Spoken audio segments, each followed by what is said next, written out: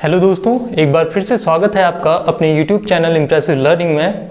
तो हम कवर कर रहे थे हिंदी का पोर्शन और इसके प्रीवियस लेक्चर में हमने स्वर से रिलेटेड जितना भी पोर्शन हो सकता है या पूछा गया है वो सारा हमने कवर कर लिया है।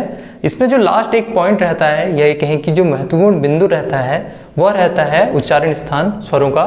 तो यहाँ पर जो पूछता है स्वरों का उच्चारण स्थान, आज हम उनको जानने वाले हैं। उसके बाद हमारा पूरा जो स्वर का पोर्शन है वो पूरा कंप्लीट हो जाएगा और इसके बाद हम सीधे व्यंजनों को जानेंगे। ठीक है, तो वर्णमाला में जो हमारा स्वर है, ठीक है, स्वर है, तो आज उनका उच्चारण स्थान जानना है। हमने क्या जानना है? उच्चारण स्थान। तो सबसे पहले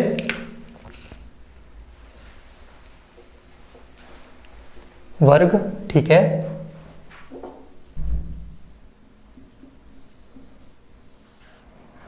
उच्चारण स्थान और वर्ण अथवा स्वर, ठीक है। तो यहाँ पे सबसे पहले जो वर्ग है हमारा, ये कहें कि जो सबसे पहला वर्ग है कंठ्य वर्ग, ठीक है। मतलब इन स्वरों के उच्चारण में कहाँ से? कंठ से ध्वनि निकलती है, कंठ से वायु निकलती है, ठीक है। तो इनका उच्चारण स्थान क्या हो जाएगा? कंठ हो जाएगा। और यह स्वर्ण या वर्ण हमारे अ तथा आ स्वर हैं, ठीक है। तो अ आ जो है इनका उच्चारण स्थान कंठ हो गया, ठीक है। कंठ वर्ग से इनकी ध्वनि निकली। इसके साथ ही तालव्य वर्ग, ठीक है, उच्चारण स्थान कहाँ हो जाएगा? तालु, ठीक है।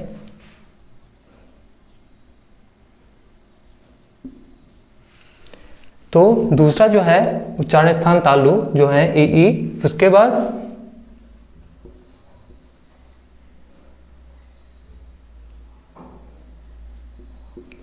मूर्धन्य वर्ग, ठीक है।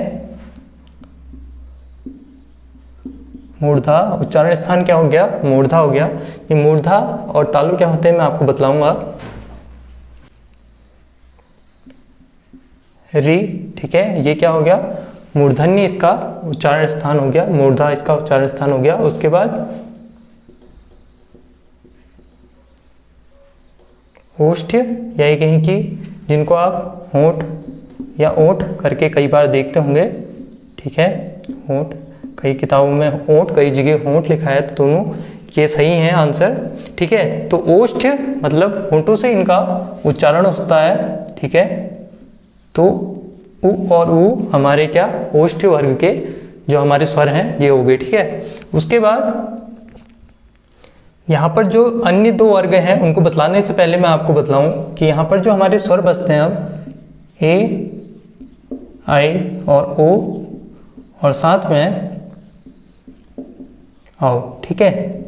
तो यहाँ पर हमने जाना था कि जब अ और ई मिलते हैं, ठीक है, तो हमारा क्या? ए का निर्माण होता है और ए और अ मिलते हैं तो जाकर हमारे आई का निर्माण होता है, ठीक है।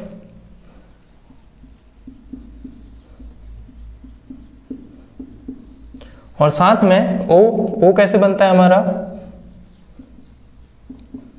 उ जब मिलते हैं तो ओ और साथ में अ मिलते हैं तो औ का निर्माण होता है, ठीक है। तो ये हमने जाना था जब हमने स्वरों को जाना था। तो यहाँ पर संयुक्त स्वर में हमने जाना ए, आई और ओ, औ का निर्माण कैसे होता है। अब यहाँ पर आपने बस ये देखना है कि इनमें प्रयुक्त जो हमारे स्वर हैं, ठीक है, तो इसमें कौन सा और ई मिल रहे हैं, ठीक है, और ई मिल रहे हैं। तो यहाँ पर इनका उच्चारण स्थान क्या हो जाएगा? कंठ और साथ में तालु, कंठ और तालु। तो इसका उच्चारण स्थान क्या हो जाएगा? कंठ तालव्य, इनका उच्चारण स्थान हो जाएगा, ठीक है। तो कंठ और तालु मिलकर क्या बना? कंठ तालव्य बना। और साथ में देखिए अ और उ, कहाँ पर? अ और उ मतलब कंठ और ओंठ या होंठ, ठीक है। तो कंठ और होंठ या ओंठ मिलकर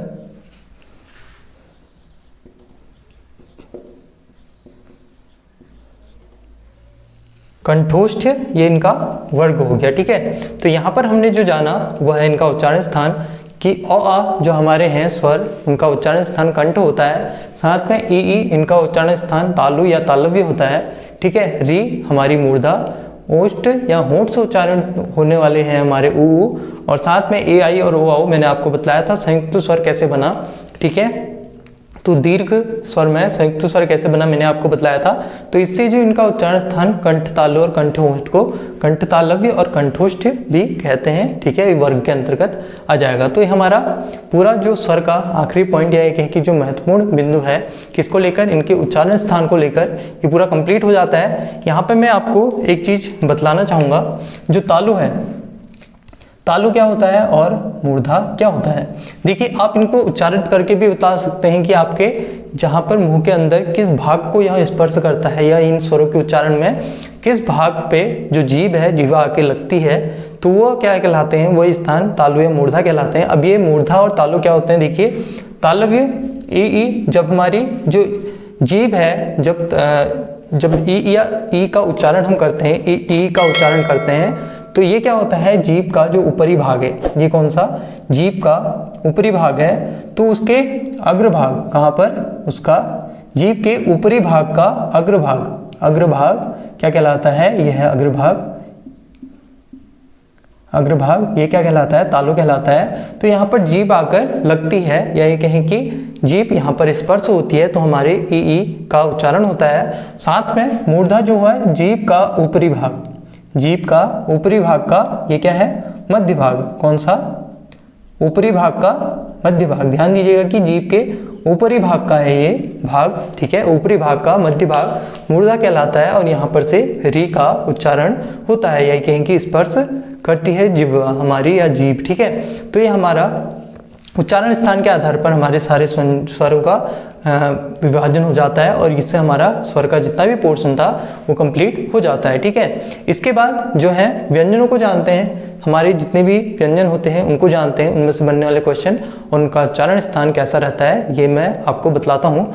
तो इसकी ट्रिक क्या है, अगर आप इस चीज़ को याद करना चाहें तो आपने यहाँ कहाँ तक याद करना है, देखिए ओठ या होठ से आप अनुमान लगा लेंगे कि जो हमारे ऊ, छोटा ऊ और ऊ है, इनका उच्चारण होता है, या ये कहें कि इसको आपको ऐसे ध्यान रखना है। साथ में आपने कंठ तालु और मूर्धा इन तीनों को ध्यान रखना है। उसके बाद आप कंठा तालव्य और कंठोष्ठ जो हमारे संयुक्त स्वर हैं कैसे बनते हैं और उनका उच्चारण स्थान क्या है वो आपको ऐसे ही याद हो जाएगा, ठीक है। तो आपने बस कंठ तालु और मूर्धा ये करके ध्यान रखने हैं, ठीक है। तो ये हमारा पूरा कंप्लीट हो जाता है। अब जानते हैं व्यंजनों को। तो अब व्यंजनों को जानते हैं, स्वर के बाद जो व्यंजन है, तो हमारा अगला टॉपिक जो है वर्णमाला का, ये इंपॉर्टेंट टॉपिक है, ठीक है।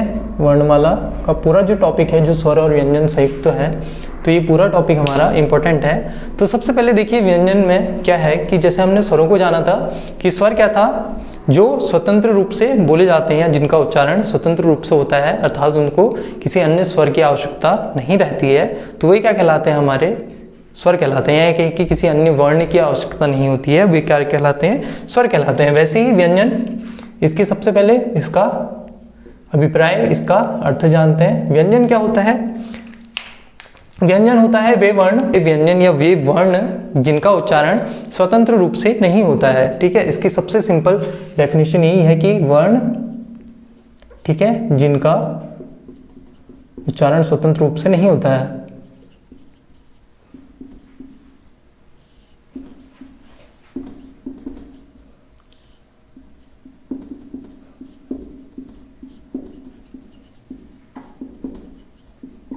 वे क्या कहलाते हैं, हमारे व्यंजन कहलाते हैं, जिनका उच्चारण स्वतंत्र तौर पर नहीं हो सकता है। या ये कहें कि इनके उच्चारण में हमें किसी अन्य वर्ण की या किसी स्वर की सहायता होती है। या ये कहें कि उच्चारण में स्वर की सहायता, या ये कहें कि स्वर की सहायता से ये उच्चारित होते हैं, ठीक है। तो वे क्या कहलाते हैं, व्यंजन कहलाते हैं। अब मैं यहाँ पे आपको उदाहरण देता हूँ, एग्जाम्पल के तौर पे समझते हैं। जैसे मैंने ये लिखा क, ठीक है, इसको मैंने क्या उच्चारित किया, क करके उच्चारित किया, तो ये क्या कहलाया, मेरा व्यंजन कहलाया। क्या कहलाया, व्यंजन कहलाया। अब व्यंजन जो है उनका उच्चारण स्वतंत्र तौर पर नहीं हो सकता, ये हमने जाना। तो एक इनसे एक इसमें हमारा लिपि चिन्ह होगा, ठीक है। ये क जो हमने लिखा, ये किससे मिलकर बना, क क और अ से मिलकर बिना, ठीक है। तो इसका उच्चारण क्या हुआ, हमारा क हुआ। तो ये जो लिपि चिन्ह है, ये जो लिपि चिन्ह है, इसको हमने क्या कहा, व्यंजन वर्ण कहा। क्या कहा, व्यंजन वर्ण कहा। ये हमारा क्या है, स्वर है, और साथ में ये हमारा क्या बना, व्यंजन बना। तो व्यंजन किससे मिलकर बना, हमारा व्यंजन वर्ण और स्वर से मिलकर बना। तो इससे आप समझ सकते हैं कि क जो व्यंजन है वो एक व्यंजन वर्ण या कहेंगे एक लिपि चिन्ह और साथ में स्वर से मिलकर बना क, तब हमारा व्यंजन बना। अब अगर हम इसको किसको, ये जो क है व्यंजन है, उसको हम यहाँ पर बिना स्वर की सहायता से बोले तो यह उच्चारित नहीं होगा या हमें असहज महसूस होगा इसको उच्चारण करने में। इसके साथ ही जैसे क है, ठीक है, इसको जब हम उच्चारित कर रहे हैं, पर ये अगर व्यंजन वर्ण हम इसको लें, इसके साथ में कोई भी छोटी ई अथवा ई या ए या आई जब हम मिलाते हैं या ये कहें कि इनके साथ इसको उच्चारित करते हैं, तब जाके हमारे छोटी की, ठीक है, की या की, के और कई का निर्माण होता है। बिना इनके, बिना स्वरों के ये जो हमारे लिपि चिन्ह है या ये कहें कि जो व्यंजन वर्ण है ये उच्चारित नहीं होते हैं या ये कहें कि व्यंजन नहीं बन पाते हैं। तो कहने का तात्पर्य यह है कि व्यंजन जो है वह व्यंजन वर्ण और स्वर से मिलकर ही निर्मित होता है या उच्चारित होता है। उसके अलावा उसको उच्चारित करना थोड़ा मुश्किल है या ये कि उच्चारित नहीं कर सकते हैं। तो सबसे जो इसकी सिंपलेस्ट जो सबसे साधारण या ये कहें कि समझ आने की जो परिभाषा है वो यही है कि व्यंजन क्या है, एक मिश्रित रूप है किसका, स्वर और व्यंजन वर्ण का, ठीक है। तो ये पूरा कंप्लीट हो जाता है। अब यहाँ पर जो हमारा व्यंजन है ये हमने इसकी परिभाषा जानी। अब मैं इसको सबसे पहले शुरुआत करेंगे यहाँ पर हम इनके उच्चारण स्थान से, क्योंकि यहाँ पर पूरा जो चार्ट बनेगा इससे आपको बेहतरीन तरीके से ये चीज़ें समझ आ जाएगी। तो इसको हम सीधे उच्चारण स्थान से समझते हैं। तो इसमें सबसे पहले आ जाएगा हमारा वर्ग, जैसा हमने स्वर में समझा था। उसके बाद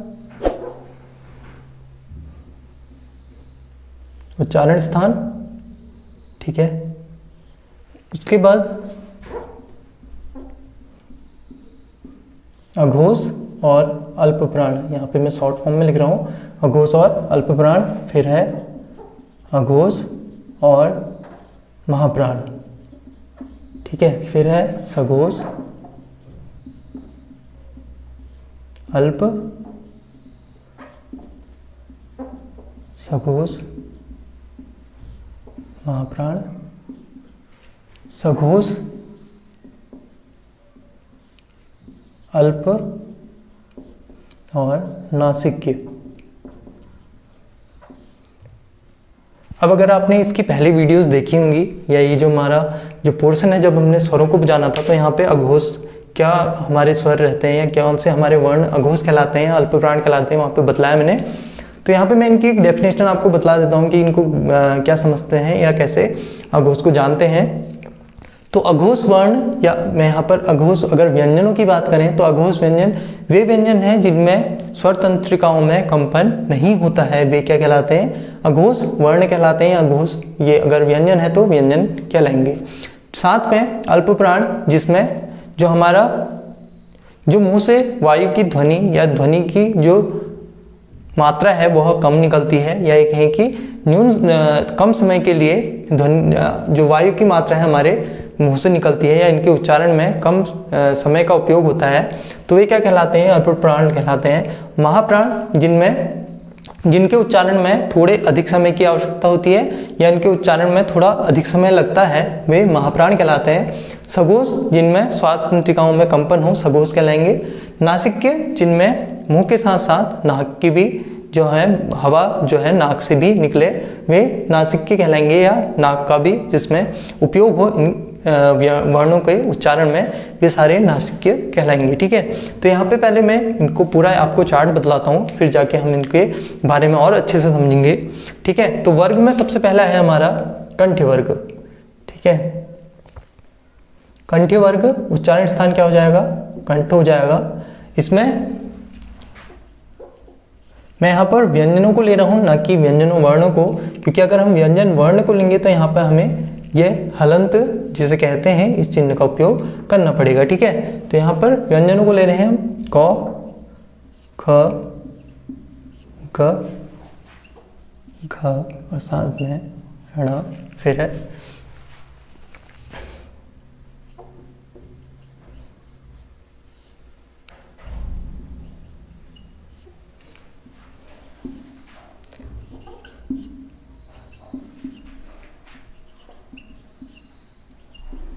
य। ठीक है, उसके बाद मूर्धन्य,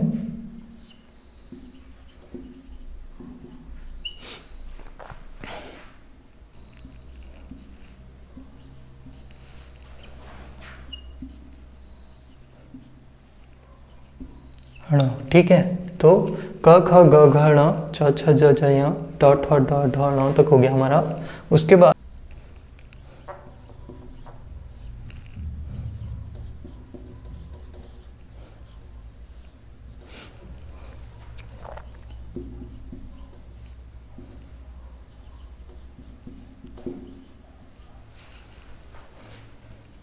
थ, थ, द, ध, न,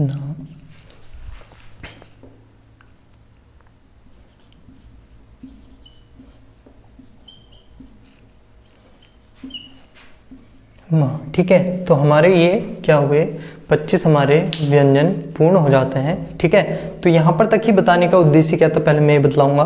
तो यहाँ पर जो 25 हमारे व्यंजन हैं, यह कहें कि 25 वर्ण हैं, ये सारे क्या कहलाते हैं, स्पर्शी व्यंजन कहलाते हैं। ठीक है, तो स्पर्शी व्यंजन कितने कहलाए हमारे 25। मतलब इन जो व्यंजन है या इन जो वर्ण हैं इनके उच्चारण में हमारे जो जीभ है वो मुंह के किसी भाग को स्पर्श करती है, तो ये स्पर्शी व्यंजन हमारे 25 हैं। ठीक है, अब इसमें जो ये लास्ट वर्ग है या कहें कि सघोष, अल्पप्राण और नासिक्य का जो वर्ग है इसको एक अन्य नाम से भी जानते हैं,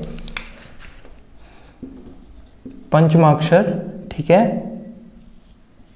तो ये कौन सा 5वां वर्ग हमारा पंचमाक्षर का कहलाता है। ठीक है, तो ये 5वां जो हमारा वर्ग है ये कौन सा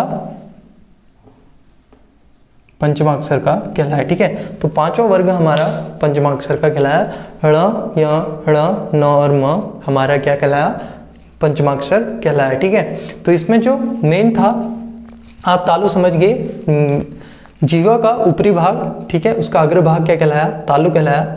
मूर्धा हुआ जो उसका मध्य भाग हुआ। ठीक है, दंत या दांत से उच्चारित होने वाले, ठीक है, इनमें जीवा दांतों को स्पर्श करती है, साथ में ओष्ठ या होठों का उपयोग होता है इनमें। ठीक है, इन व्यंजनों के उच्चारण में। तो सबसे पहले हमने ये जाना।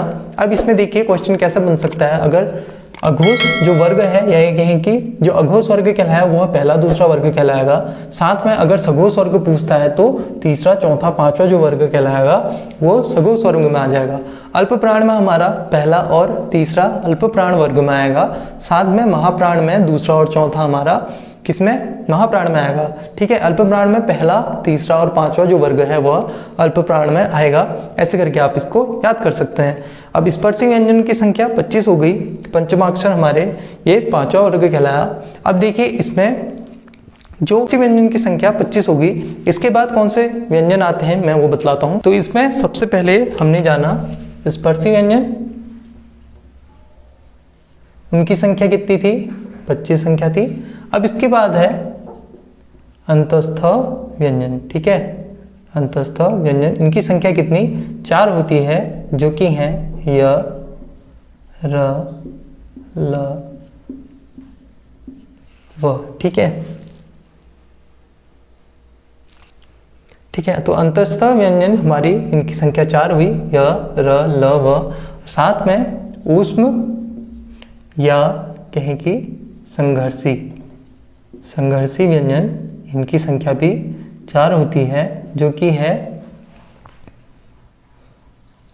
स, श, स और ह। ठीक है, तो ये हमारे ऊष्म या संघर्षी व्यंजन हो गए।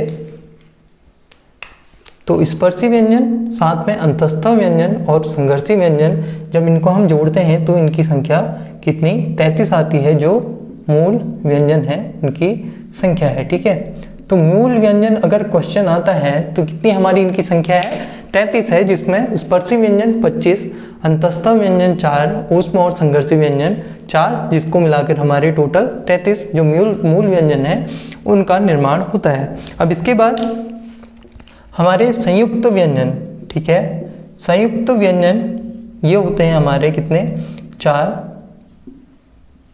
जो कि हैं श, क्ष, त्र, ज्ञ और श्र। ठीक है, तो क्ष, त्र, ज्ञ, श्र हमारे क्या है, संयुक्त व्यंजन है। साथ में उत्क्षिप्त या कहें द्विगुण व्यंजन हमारे कितने हैं, 2 हैं। ठीक है, ये हैं ण और ढ़। ठीक है, तो ये हमारे द्विगुण व्यंजन है और हमारी टोटल जो संख्या हो जाती है ये 39 संख्या हो जाती है। तो हमारी जो मूल व्यंजन है उनकी संख्या हमारी 33 हुई और कुल व्यंजन, ठीक है, कुल व्यंजनों की संख्या कितनी हुई, ये हुई 39 संख्या हुई। ठीक है, तो मैंने आपको यहाँ पे साधारण शब्दों में ये बताया कि अगर क्वेश्चन बनता है स्पर्शी व्यंजन का तो इनकी संख्या 25, अंतस्थ 4, ऊष्म और संघर्षी 4, जिसको मिलाकर हमारे मूल व्यंजन बने वो बने 33। इसमें संयुक्त 4 है हमारे व्यंजन और साथ में उत्क्षिप्त या द्विगुण व्यंजन जब 2 मिले तब जाकर हमारे 39 जो कुल व्यंजन है उनकी संख्या 39 हुई।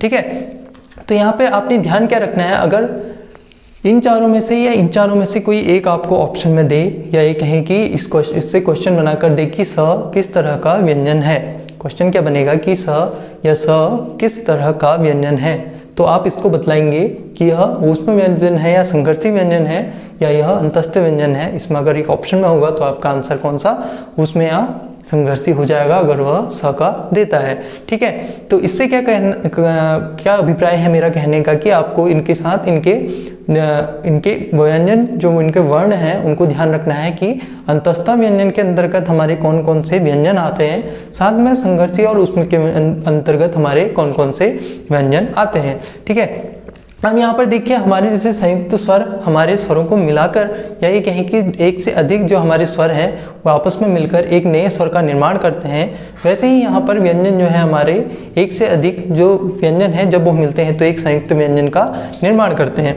तो यहाँ पर मैं आपको बतलाऊँ कि स, त्र, ज्ञ और श्र, ठीक है, इनका कैसे ये मिलकर बने, तो यहाँ पर क्ष, कक्ष, ठीक है, त्र, ज्ञ और साथ में स्र, इनका निर्माण कैसे हुआ।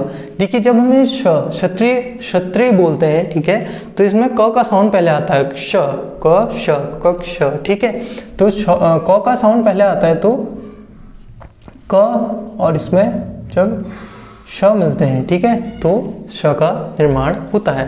तो यहाँ पर जो ये लिपि चिन्ह है जिसको हमने व्यंजन वर्ण बोला, इसके साथ एक व्यंजन का जब मेल होता है तो श का, क, श का, श का निर्माण होता है। ठीक है, त्र जो है इसमें त और र, ठीक है, तो ये व्यंजन वर्ण त और साथ में र का जब मेल होता है तो त्र का निर्माण होता है। ज्ञ जब व्यंजन वर्ण ज और ज्ञ या ये कहे कि य का मेल होता है तो ज्ञ का निर्माण होता है। और श्र में जब श और र मिलता है तो श्र का निर्माण होता है। इसको आप उच्चारण करके भी ध्यान रख सकते हैं, जैसे त्र, आप त्र बोलेंगे तो त और र इसमें साउंड आ रहा है तो हमारे व्यंजन वर्ण और साथ में र इनका मेल होगा, ये आपसे पूछेगा। ठीक है, तो संयुक्त तो हमारी जो व्यंजन है ये 4, इनका निर्माण कैसे हुआ ये हमने जाना। तो आपने ध्यान रखना है, ठीक है, क्या ध्यान रखना है, मैंने आपको बताया कि अगर इनमें से कोई आपसे एक ऑप्शन देके पूछता है कि ये कैसा व्यंजन है तो आपको ऐसे ध्यान रखना है। साथ में अगर वह इन संयुक्त स्वरों के बारे में पूछता है कि ज्ञ हमारा कैसे बना, या अब जो क्वेश्चन बनता है वह बनता है कि जो हमारा ज्ञ है इसका अगला जो हमारा व्यंजन है, अगला वर्ण कौन सा है? तो ज्ञ का पहला वर्ण तो हमारा लिपि वर्ण जो है व्यंजन वर्ण है ज, ठीक है। तो इसका अगला वर्ण कौन सा है? य है, ठीक है। तो आपने ऐसे इसको ध्यान रखना है कि ज्ञ का अगला वर्ण य कहलाएगा, ठीक है। ये क्वेश्चन बनता है तो इसको आपने ध्यान रखना है संयुक्त स्वर कैसे निर्मित हुए। साथ में अगर मूल व्यंजन पूछता है तो इनकी संख्या 33 और कुल व्यंजन पूछता है तो इनकी संख्या 39 होती है। तो ये हमने जाना क्या व्यंजनों के बारे में। अब यहाँ पर व्यंजनों के बाद इसमें कुछ अन्य व्यंजन हैं, या ये कहें कि कुछ अन्य व्यंजन हैं जिनको कुछ अन्य नामों से जानते हैं। जैसे कि स्पर्शी व्यंजन के अंतर्गत हमारे 25 व्यंजन हैं, ऐसे ही हमारे दंतोष्ठ्य व्यंजन क्या होते हैं या वत्सरी व्यंजन क्या होते हैं, इनको हम जानेंगे, ठीक है। तो इसको जानेंगे हम अगली वीडियो में। अब इसके बाद कुछ पर्यायवाची शब्दों को जानते हैं। 5 पर्यायवाची शब्दों को जानते हैं, समझते हैं। तो पहला है चांदनी, चांदनिका, चंद्रिका, ज्योत्सना, कौमुदी, कुमुदकला, जुनहाई, अमृतवर्षिणी, चंद्रतप और चंद्रमरीचि चांदनी के पर्यायवाची हैं। साथ ही शरीर के देह, अंग, वपु, गात, तनु, कलेवर, गात्र और काया शरीर के पर्यायवाची। साथ में रात के रैन, रजनी, निशा, विभावरी, यामिनी, तमी, तमस्विनी, सरवरी, विभा, सपा, रात्रि और राका रात के पर्यायवाची हैं। असुर के रजनीचर, निशाचर, दानव, दैत्य, राक्षस, दनुज, यातुधान और तमीचर असुर के पर्यायवाची। और ब्राह्मण के द्विज, भूदेव, विप्र, महिदेव, भूमिसुर और भूमिदेव ये ब्राह्मण के पर्यायवाची हैं। तो इसमें इंपॉर्टेंट करते हुए या ये कहें कि अंडरलाइन करते हुए चलता हूँ जो अधिकतर पूछे जाते हैं। तो इसमें चंद्रिका, कौमुदी, कुमुदकुला और अमृतवर्षिणी अधिकतर पूछे जाते हैं। शरीर में देह जैसे वपु और काया ये 4 इंपॉर्टेंट हैं। रात का रजनी, ठीक है, इसमें विभावरी, तमी, सरवरी और राका जो अधिकतर आते हैं। असुर में रजनीचर है जैसे, ठीक है, यहाँ पर धनुज और तमीचर ये अधिकतर जो पूछा जाता है। ब्राह्मण के द्विज, भूदेव, भूदेव आपने कई बार देखा भी होगा, ठीक है। इसमें भूमिदेव और महिदेव ये किसके? ब्राह्मण के पर्यायवाची हैं। तो यहाँ पर जो इंपॉर्टेंट है ये मैंने आपको बतला दिए। ये कहें कि अधिकतर पूछे गए हैं, होने को सारे ही इंपॉर्टेंट हैं। आप इसको 1 से 2 बार अगर देखेंगे तो ये आपको ध्यान में रह जाएंगे। तो ये 5 हमारे पर्यायवाची शब्द हो जाते हैं। आप इनको 1 से 2 बार जरूर देखिएगा। अब इसके बाद 5 विलोम शब्दों को जानते हैं।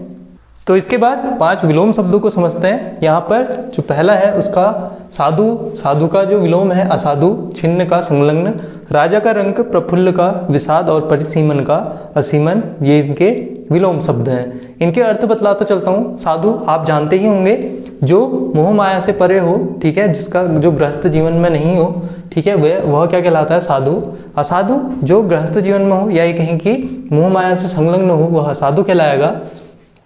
छिन्न होता है भिन्न भिन्न करना या टुकड़े करना, ठीक है, ये छिन्न कहलाता है। संलग्न होता है उसका समुचित रूप या ये कहें कि बहुत एक साथ जुड़ा हुआ जो रूप होगा वह संलग्न कहलाएगा। राजा हो गया जो, तो राजा हो गया एक बहुत शक्तिशाली नेता या ये कहें कि जिसपे बहुत अधिक धन हो, वह राजा कहलाएगा। रंक हो गया जो बहुत गरीब हो, दरिद्र हो, जिसपे पैसा या कुछ भी नहीं हो, कोई शक्ति नहीं हो, वह रंक कहलाएगा। प्रफुल्ल होता है अत्यधिक खुशी या ये कहें कि बहुत अधिक जब खुशी होती है उसको प्रफुल्ल कहा जाता है। साथ में विषाद होता है जो अत्यंत दुख हो, ठीक है, या दुख को विषाद कहेंगे। अब यहाँ पर जो क्वेश्चन बनता है, प्रफुल्ल का कई बार ऑप्शन में दुख भी दिया होगा, तो आपको ध्यान रखना है कि सुख का हमेशा विलोम दुख होगा और प्रफुल्ल का विलोम जो होगा वह विषाद होगा। परिसीमन, परिसीमन मतलब उसका एक जो है क्षेत्र निर्धारित करना, ठीक है, उसको एक सीमा में बांधना, वो परिसीमन कहलाएगा। और असीमन होता है जिसका क्षेत्र निर्धारित ना हो या उसको सीमा में न बांट सके, वह असीमन कहलाएगा। तो हमने आज जाने हमारे हिंदी का कुछ पोर्शन और साथ में 5 विलोम और पर्यायवाची शब्दों को।